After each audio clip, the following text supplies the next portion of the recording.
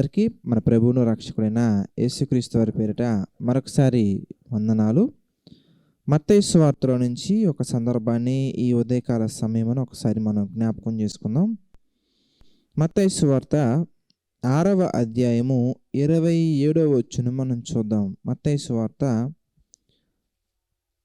6వ అధ్యాయము 27వ వచనం గనక మనం ఈ సందర్భంలో ఒకసారి చూసినట్లయితే గనక, మీలో ఎవడు చింతించుట వలన తన ఎత్తు మోరడెక్కువ చేసుకొనగలడు. మనం జాగ్రత్తగా ధ్యానించినట్లయితే కనుక దేవుని యొక్క వాక్యం మనతో ఒక విషయాన్ని స్పష్టంగా తెలియజేస్తూ ఉంది. అదేంటంటే, మీలో ఎవరు చింతించుట వలన, చింత అనగానే ఏమండి, చింత అంటే ఏంటి? ఇంతకీ ఏదైనా ఒక విషయం గురించి ఎక్కువగా డీప్ థింకింగ్, అంటే డీప్ థింకింగ్ అంటే ఇంకా పెద్ద ఏమైనా ఉంటే అవి ఓవర్ థింకింగ్, అది కూడా సరిపోదు. దాని గురించి బాగా మనోవ్యధ అంటారు చూసారా, అది అలాగా వ్యాకులము, అంటే ఎక్కువగా దాని గురించి బాగా ఆలోచించి ఊహల్లోనే అన్ని రకాల ఇంజనీర్స్ అయిపోతుంటారండి కొంతమంది. అంటే ఊహల్లోనే సివిల్ ఇంజనీర్ అయిపోవాలి కూడా ఉంటారు. ఊహల్లోనే అన్ని రకాల స్టడీస్, అన్ని రకాల ఇన్వెస్టిగేషన్స్ చేస్తూ ఉంటారు, అన్ని రకాల ఆఫీసర్స్ అయిపోతూ ఉంటారు, అన్నీ చేసేస్తూ ఉంటారు. కానీ అవన్నీ ఊహలు మాత్రమే. మనం గుర్తుంచుకోవాల్సింది ఏంటంటే, అవన్నీ ఊహలు మాత్రమే. ఎందుకంటే ఊహించుకున్నటువంటి ఏవి కూడా నిజాలు కావు, మనం ఊహించుకుంటున్నాం అంతే. ఈ ఊహల్లో ఇంకొన్ని క్వశ్చన్స్, ఇంకొన్ని వేరే ఆలోచనలు మన హృదయాల్లో పడుతూ ఉంటాయి.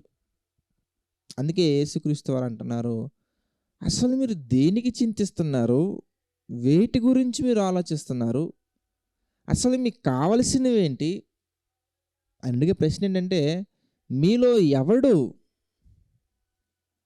అది ఇంజనీర్ అవ్వచ్చు, లాయర్ అవ్వచ్చు, డాక్టర్ అవ్వచ్చు, సమాధార్ ఎవరైనా అవ్వచ్చు, who ever it might be, అది ఎవరైనప్పటికీ చింతించుట వలన ఏం సాధిస్తారు అనే క్వశ్చన్ కంటే కూడా అడుగుతున్నారు, మోరడు ఎక్కువ చేయగలరు. చెప్పండి, మనం చింతించుట వలన దేని గురించి అయితే మనం చింతిస్తున్నామో దాని విషయంలో మనం ఏది ఎక్కువ చేయగలం, ఏది తక్కువ చేయగలం ఒకసారి ఆలోచించండి.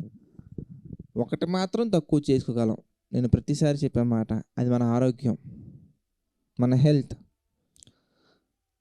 హెల్త్ స్పాయిల్ చేసుకోగలం, మన టైం వేస్ట్ చేసుకోగలం, అనేకమైన రిలేషన్స్కి దూరం అవ్వగలం, అనేకమైనటువంటి దేవుని ఆశీర్వాదాలు కోల్పోగలం, దేవుని సన్నిధిని కోల్పోగలం, అన్నీ కోల్పోతాం. మనం చింతించటం వలన కోల్పోయేవి ఎక్కువ మనకు కనబడుతున్నాయి, కానీ సంపాదించుకునేవి, సాధించుకునేవి ఏవి మీకు కనబడుతున్నాయి? ఒకసారి మీరు చెప్పండి చూద్దాం.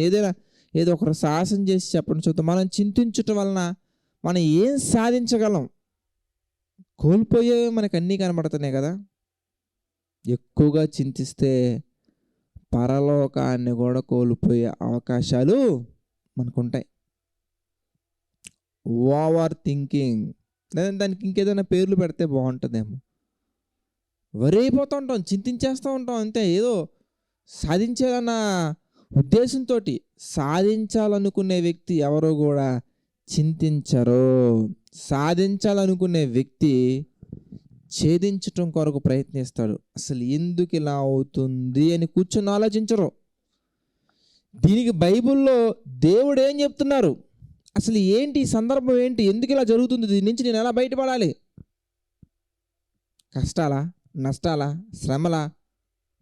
వెంటనే మనకు రావాల్సినటువంటిది, పరలోకమందున్న తండ్రి, దీని నుండి నేను ఎలా బయటపడాలి, ఈ సమస్య నుంచి నీకు దూరం కాకుండా నాకు సహాయం చేయ ప్రభువా, ఈ సమస్య ద్వారా నేను ఎక్కడా కూడా ఇరుక్కుపోకుండా సహాయం చేయ ప్రభువా, ఈ సమస్యల ద్వారా మీ చిత్తమైతే నేను ఎన్నో గొప్ప విజయాలు సాధించుటకు సహాయం చేయండి తండ్రి అని మనం ప్రార్థించి మనకు వచ్చినటువంటి ప్రాబ్లంకి సొల్యూషన్ ఏంటో మనం వెతకాలి. కానీ బైబిల్లో ఉన్నటువంటి వచనాలను బట్టి, బైబిల్లో దేవుడు రాయించిన సందర్భాలను బట్టి మనం అసలు దేవుడి దగ్గరికే రావండి. అందుకే కొరింథీయులకు రాసినటువంటి మొదటి పత్రికలో మనం చూస్తే 10వ అధ్యాయం మనం చూస్తే దేవుని యొక్క వాక్యం మనకి ఈ ఉదయకాల సమయంలో ఈ విధంగా ఒక చక్కటి విషయం తెలియజేస్తూ ఉంటుంది. అదేంటంటే కొరింథీయులకు రాసిన మొదటి పత్రిక 10వ అధ్యాయం 13వ వచనం మనం చూస్తే, సాధారణముగా మనుష్యులకు కలుగు శోధన తప్ప మరి ఏదియూ మీకు సంభవింపలేదు. సాధారణంగా మనుషులు కలిగే శోధన తప్ప మరేది మీకు సంభవింపలేదు. తర్వాత ఏమంటున్నారండి, దేవుడు నమ్మదగిన వాడు, మీరు సహింపగలిగినంత కంటే ఎక్కువగా ఆయన మిమ్మును శోధింపబడనీయడు. అంతేకాదు సహింపగలుగుటకు ఆయన శోధనతో కూడా తప్పించుకొని మార్గమును కలగచేయును. అంటే మనకొచ్చే శోధనలో నుండి, ఆ శోధనలో నుండి ఆ భయంకరమైనటువంటి పరిస్థితులు ఏవైతే నువ్వు అనుకుంటున్నావో వాటిలో నుండి తప్పించబడడానికి ఒక మార్గాన్ని కూడా దేవుడు పెట్టారు. ఆ మార్గాన్ని మనం చెరిపివేసామనుకోండి, దానికి ఎవరేం చేయలేరు. ఆ మార్గాన్ని మనం మూసివేసామనుకోండి, దాన్ని ఎవరేం చేయలేరు. దేవునికి ఆ ప్రణాళికను మనం అడ్డుకున్నాం అనుకోండి. ఏమండి, మీకు ఒక చిన్న లాజిక్ చెప్తాను, మీరు ఆలోచించండి. ఐరన్ని బలవంతంగా ఎవరో నాశనం చేయలేరండి. దానికదే వాతావరణంలో ఉన్నటువంటి ఆ అట్మాస్ఫియరిక్ గ్యాసెస్ తోటి రియాక్ట్ అయితేనే దాంట్లో తుప్పు పట్టడం వల్ల దానికదే నాశనం అయిపోతుంటుందండి. దాన్ని కరోజన్ అంటారు. ఒక ఐరన్ని ఒక 10 మంది మనుషులు కలిసినా కూడా పెద్ద ఐరన్ రాడ్ ఉందనుకుందాం, ఒక పెద్ద ఐరన్ మెటల్ ఏదైనా ఉందనుకుందాం, ఎంత పెద్దదైనా కానివ్వండి, అది దాన్ని ఎన్నో రకాల మెషిన్స్ తీసుకొస్తే తప్ప దాన్ని వంచలేం. కానీ మెషిన్స్ తెచ్చినా కూడా వంచలేనటువంటి గొప్ప ఐరన్ మెటల్ సహితం కూడా అది కృంగిపోవాలంటే దానంతటగా అది తనకు తానుగా వాతావరణంలో జరిగే మార్పులకి రెస్పాండ్ అయితే తప్ప, వాతావరణంలో జరిగే మార్పులకు రెస్పాండ్ అయితేనే దాంట్లో ఒక లేయర్ డిస్టర్బ్ అవుద్ది, దాని ద్వారా ఇంకొక లేయర్ డిస్టర్బ్ అవుద్ది, దాని ద్వారా ఇంకొక లేయర్ డిస్టర్బ్ అవుద్ది. అలా దానిలో ఉన్నట్టు పట్టు కోల్పోతుందండి. అదేవిధంగా my dear brothers and sisters, మీరు ఆలోచించినట్లయితే కనుక మన జీవితంలో జరిగే మార్పులకి, మన జీవితంలో జరిగే పెను మార్పులను నువ్వు ఫీల్ అవ్వచ్చు, అది ఏ మార్పులైనా కానివ్వచ్చు. నీకు నువ్వుగా ఆ మార్పులకి నువ్వు రెస్పాండ్ అయ్యి థింక్ చేయటం ఎప్పుడైతే మొదలు పెడతావో, నీ మీద దేవుని యొక్క ఆలోచనలు ఎలా ఉన్నాయనే విషయం ఆలోచించకుండా, దేవుని యొక్క ప్రణాళిక ఏంటనే విషయం నువ్వు థింక్ చేయకుండా, దీనికి దేవుడు బైబిల్లో ఏం చెప్తున్నారో నువ్వు ఆలోచించకుండా, నీకు నువ్వుగా ఏదో సాధించాలి, నీకు నువ్వుగా ఏదో చేయాలని చెప్పేసి నువ్వు ఎప్పుడైతే ఆ పరిస్థితులకు, వాతావరణం జరిగే ఆ పరిస్థితులకు ఎప్పుడైతే మనం రెస్పాండ్ అవుతామో అప్పుడు ఆటోమేటిక్గా మన పతనం అనేది ప్రారంభమవుతుందండి. అందుకే ఒక విషయం మనం గుర్తుంచుకోవాలి, దేవుడు తప్పించుకునే మార్గాన్ని కూడా మనకి ఇచ్చారు, ఇస్తారు, ఇస్తూనే ఉంటారు. ఇంకొక మాట ఈ సందర్భంలో మనం జ్ఞాపకం చేసుకుంటే, ఏమండి, మనం మన సొంత శక్తి యొక్క మీద ఆధారపడి ఏదో చేసేస్తాం అనుకుంటూ ఉంటాం. కానీ ఒక మాట మనం చూద్దాం, ప్రసంగి గ్రంథం మనం చూస్తే 3వ అధ్యాయంలో 1వ వచనం నుంచి మనం చూద్దామండి. ప్రసంగి గ్రంథం మనం చూస్తే 3వ అధ్యాయము 1వ వచనం నుంచి మనం చూస్తేనండి, ప్రతి దానికి సమయము కలదు, ఆకాశము క్రింద ప్రతి ప్రయత్నమునకు సమయము కలదు. ఏమండి, దేవుడు ఏం చేశారు? ప్రతిదానికి సమయాన్ని పెట్టారు, ప్రతిదానికి సమయాన్ని పెట్టారు. ఆకాశం క్రింద ప్రతి ప్రయత్నమునకు సమయము కలదు. పుట్టుటకు, చచ్చుటకు, నాటుటకు, నాటబడిన దానిని పెరికివేయుటకు, చంపుటకు, బాగు చేయుటకు, పడగొట్టుటకు, కట్టుటకు, ఏడ్చుటకు, నవ్వుటకు, దుఃఖించుటకు, నాట్యమాడుటకు, రాళ్ళను పారవేయుటకు, రాళ్ళను కుప్పగా వేయుటకు, కౌగులించుటకు, కౌగులించుట మానుటకు, వెదుకుటకు, పోగొట్టుకొనుటకు, దాచుకొనుటకు, పారవేయుటకు, చింపుటకు, కట్టుటకు, మౌనంగా ఉండుటకు, మాట్లాడుటకు, ప్రేమించుటకు, ద్వేషించుటకు, యుద్ధము చేయుటకు, సమాధానపడుటకు, కష్టపడిన వారికి తమ కష్టం వల్ల వచ్చిన లాభమేమి అని మాట్లాడుతూ 11వ వచనం మనం చూస్తే, దేని కాలమందు అది చక్కగా ఉండునట్లు ఏం చేశారండి? 11వ వచనం మనం చూస్తే, దేని కాలమందు అది చక్కగా ఉండునట్లు సమస్తమును ఆయన నియమించి ఉన్నాడు. దేవుడు సమస్తాన్ని చక్కగా నియమించున్నారు. Everything he plan perfect plan. He has a perfect plan. ఆయన దేని కాలంలో అది నాశనం అయిపోవాలని కాదు, చక్కగా ఉంచారు. ఏమండి, మీరు బాగా ఆలోచించండి ప్రియులారా. పుట్టినరోజు వేడుకలు జరుగుతున్నాయి అనుకుందాం. పుట్టినరోజు వేడుకలు జరుగుతున్నప్పుడు అక్కడికి వెళ్ళి ఏడుపు పాటలు పాడితే ఎలా ఉంటుందండి? అయ్యయ్యో, ఇప్పుడే నీకు 27 సంవత్సరాలు వచ్చాయి అని ఏడుపు పాటలు పాడితే ఎలా ఉంటుందండి అక్కడ? అలాగే ఎవరైనా మరణించారండి, అందరూ ఏడుస్తున్నారు, అక్కడికి వెళ్ళి happy death day to you అంటే ఎలా ఉంటుందండి? మామూలుగా మనం ఆలోచిద్దాం. ఏమండి, పుట్టినరోజు వేడుకల్లో చావు పాటలు పాడకూడదు. మరణకరమైనటువంటి ప్రలాపించుచున్నటువంటి వారి ఇంటి దగ్గర సంతోషకరమైన పాటలు పాడకూడదు. అలాగే ఏ సమయంలో ఏది చెయ్యాలి, ఏ సమయంలో ఎలా ఉండాలి, ఏ సమయంలో అలా నడుచుకోవాలి, కౌగులించుట మానుటకు, రాళ్ళను కొప్పవేటుకు, రాళ్ళనే పారవేటుకు, విత్తనం భూమిలో పడుటకు, అది చచ్చుటకు, అది మొలకగా రావుటకు, ఆ మొలకలో నుంచి మరలా పూత పూయుటకు, అందులో నుంచి ఫలాలు ఫలించుటకు, ప్రతి దానికి కూడా దేవుడు ఒక సమయాన్ని పెట్టారు. నువ్వు విత్తనాన్ని అందులో విత్తి అక్కడే కూర్చొని రేపొద్దున్న నాకు పంటలు కావాలి, రేపొద్దున్న నాకు ఫ్రూట్స్ కావాలి, నువ్వు ఎంత ఏడ్చినా కానీ, ఎంత మనం మొరపెట్టుకున్నా కానీ దాని కాలంలోనే అది ఫ్రూట్స్ ఇస్తుంది. ఎంతన ప్రయత్నాలు చేయి. There is a time for that. దానికి ఒక దేవుడు ఒక సమయాన్ని నియమించారు, దానికి ఒక కాలాన్ని నియమించారు. బలవంతంగా మనం ఏదో చేయాలని ప్రయత్నిస్తాం. బలవంతంగా చేసిన దానికి, బలవంతుడిని దేవుడు చేసిన దానికి చాలా తేడా ఉంటుందండి. బలవంతంగా దేనిని చేయాలని ప్రయాసపడకండి, ప్రయత్నించకండి. బలవంతుడైనటువంటి దేవుని చేతికి మన జీవితాన్ని అప్పగించుకొని, ప్రభువా ఇది నా జీవితంలో దేనికి వచ్చిందో అది నీకే తెలుసయ్యా, నీకే కృతజ్ఞతాస్తుతులు చెల్లించుకుంటున్నామయ్యా. యోబు గారిలాగా మనం గనక ఆయన మీద ఆధారపడగలిగితే, దేవా నీవు ఇచ్చావు తండ్రి, నువ్వు తీసుకున్నావు తండ్రి, సమస్తము నీకే స్తుతి కలుగునుగాక.